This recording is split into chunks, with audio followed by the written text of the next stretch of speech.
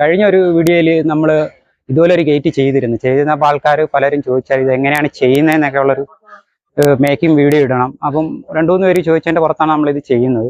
അപ്പോൾ ഇതെങ്ങനെയൊക്കെ ചെയ്യുന്നതെന്നുള്ള നിങ്ങൾ അവസാനം വരെ കാണണം, കണ്ടാലേ നിങ്ങൾക്ക് ഇത് മനസ്സിലാകത്തുള്ളൂ.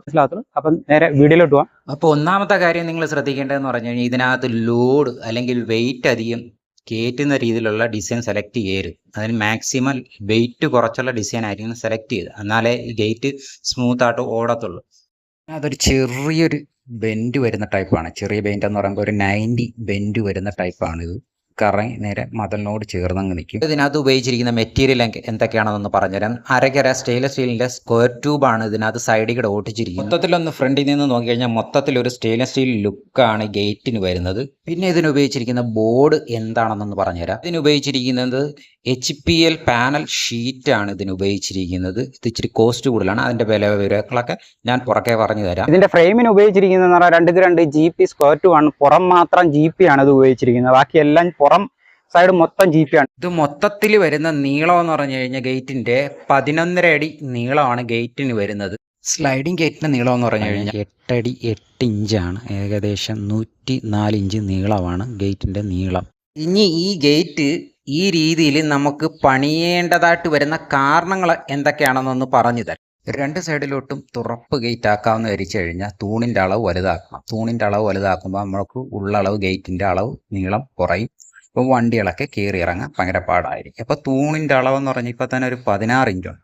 16 ഇഞ്ച് വലുതാകും. രണ്ടാമത്തെ കാരണം എന്ന് പറഞ്ഞാൽ ഗേറ്റ് തുറന്ന് ഇതിൻ്റെ അതിർത്തി ഒന്ന് കാണിച്ചു തരാം. അപ്പോൾ ഇത് അതിർത്തി എന്ന് പറയുന്നത് ഈ കാണുന്ന ഒരു അതിർത്തിയേ ഉള്ളൂ. ഇത്രയും അല്ലെ നമുക്ക് അങ്ങോട്ടും ഇങ്ങോട്ടും അപ്പുറം ഇപ്പുറമൊക്കെ സ്ഥലം ഉണ്ടായിരുന്നെങ്കിൽ നമുക്ക് തള്ളി അങ്ങോട്ട് നീങ്ങുന്ന സ്ലൈഡിങ് മൊത്തത്തിൽ സ്ലൈഡിങ് ആകാരം അതിനുള്ള ഇല്ല. ആ ഒരു സാഹചര്യത്തിനനുസരിച്ചാണ് നമ്മൾ ഓരോ ഗേറ്റുകൾ പണിയുന്നത്. അപ്പോൾ അടുത്തത് നമ്മൾ നോക്കാൻ പോകുന്നതെന്ന് പറഞ്ഞാൽ ഈ ഗേറ്റിൻ്റെ മേക്കിംഗ് രീതികളൊക്കെയാണ്. എങ്ങനെയൊക്കെയാണ് ഈ ഗേറ്റ് ചെയ്തെടുക്കുന്നതെന്നൊക്കെ ഒന്ന് പറഞ്ഞുതരാം.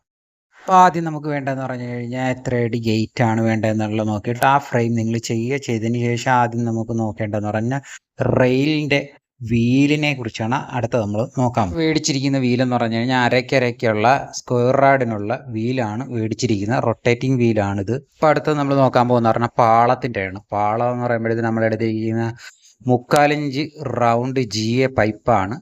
ടോപ്പിൽ കൂടെ ഒട്ടിച്ചിരിക്കുന്ന അരയ്ക്കര സ്ക്വയർ റാഡാണ്. അപ്പോൾ അടുത്ത ശ്രദ്ധിക്കേണ്ടതെന്ന് പറഞ്ഞു കഴിഞ്ഞാൽ വാട്ടർ ലെവൽ രണ്ടിടത്തും കറക്റ്റ് ആയിരിക്കണം. ഫ്രണ്ടിൽ വെക്കുന്ന പാളത്തിൻ്റെ 2 വശവും വാട്ടർ ലെവൽ കറക്റ്റ് ആയിരിക്കണം. അപ്പോൾ അത് കണക്ക് തന്നെയാണ് ഈ ഫ്രണ്ടിലത്തെ വാട്ടർ ലെവൽ മതിലിനോട് ചേർന്ന് വരുന്ന പാളത്തിൻ്റെ സൈഡിലും ഇതേ കണക്ക് തന്നെ പാളത്തിൻ്റെ വാട്ടർ ലെവൽ കറക്റ്റ് ആയിരിക്കണം. എന്നെ അടുത്ത് ശ്രദ്ധിക്കേണ്ടതെന്ന് പറഞ്ഞാൽ പാളത്തിൻ്റെ സെൻറ്റർ വശമൊന്നും പാളം പൊങ്ങി നിൽക്കാൻ പാടില്ല.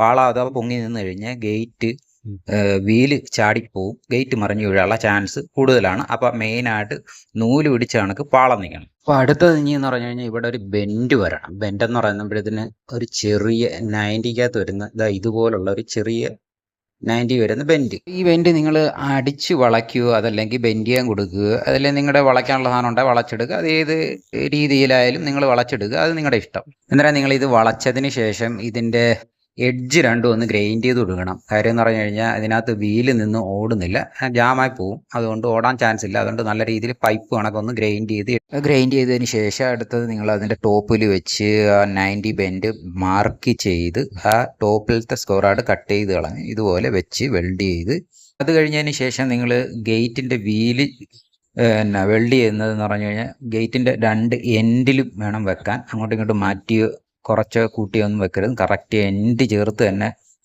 വീല് വെച്ച് വെൽഡ് ചെയ്യണം. അല്ലെങ്കിൽ തുറക്കുന്ന സമയത്ത് ഗേറ്റ് ചെന്ന് മതിൽ ഇടിച്ചായിരിക്കും തുറക്കുന്നത്. അതുകൊണ്ട് നിങ്ങൾ എൻഡ് ചേർത്ത് വേണം വീല് വെക്കാൻ എപ്പോഴും ശ്രദ്ധിക്കേണ്ടത്. അങ്ങനെ മൊത്തം 3 വീലാണ് ഇതിനകത്ത് വരുന്നത്. ഒന്ന് ഗേറ്റിൻ്റെ ബാലൻസിങ് ഗേറ്റ് ഉണ്ട്, അതിൻ്റെ അകത്തൊരു വീല് വരും. അത് തൊട്ട് ബാക്കിലായിട്ടാണ് അതും വെക്കുന്നത്. ചേർത്ത് എൻഡ് ചേർത്താണ് അതും വെക്കേണ്ടത്. അത് കഴിഞ്ഞതിന് ശേഷം ടോപ്പിലും ഒരു റെയിൽ വരുന്നുണ്ട്. ടോപ്പിലെ റെയിലാണ് ഗേറ്റ് തുറന്ന് വന്ന് നിൽക്കുന്ന സ്ഥലത്തുള്ള ടോപ്പ് റെയിലാണിത്. ഈ റെയിലും കൂടെ ഉണ്ടെങ്കിൽ ഗേറ്റ് മറിയാതെ ഇതിനകത്ത് നിന്ന് ഓടത്തും. അതുപോലെ തന്നെ ഈ കാണുന്ന ചെറിയ വാളി ഇത് ഗേറ്റ് മറിയാതിരിക്കാൻ വേണ്ടി വെച്ചിരിക്കുന്നതാണ്. ഇതിനകത്താണ് നമ്മൾ ഹാൻഡിൽ പിടിപ്പിച്ചിരിക്കുന്നത്. ഗേറ്റ് മറിയാതിരിക്കാനുള്ള ഹാൻഡിൽ. അന്നേരം ഇതാണ് നമ്മൾ ഉപയോഗിച്ചിരിക്കുന്ന ഷീറ്റ്, പാനൽ ഷീറ്റ്. ഇതിന് സ്ക്വയർ ഫീറ്റ് വരുന്ന 300 രൂപയാണ്. നമ്മുടെ ഗേറ്റിനുള്ള ആവശ്യത്തിനെന്ന് പറഞ്ഞാൽ 2 എണ്ണം എടുത്തിട്ടുണ്ട്. 4x8 2 ഷീറ്റാണ് എടുത്തിരിക്കുന്നത്. 300 രൂപ സ്ക്വയർ ഫീറ്റ് റേറ്റ് ഉണ്ട്. അപ്പോൾ ഈ വീഡിയോ നിങ്ങൾക്ക് ഇഷ്ടപ്പെട്ടാൽ ലൈക്ക് ചെയ്യുക, കമൻറ്റ് ചെയ്യുക, സബ്സ്ക്രൈബ് ചെയ്യുക, ഷെയർ ചെയ്യുക. നമുക്ക് അടുത്ത വീഡിയോ കാണാം.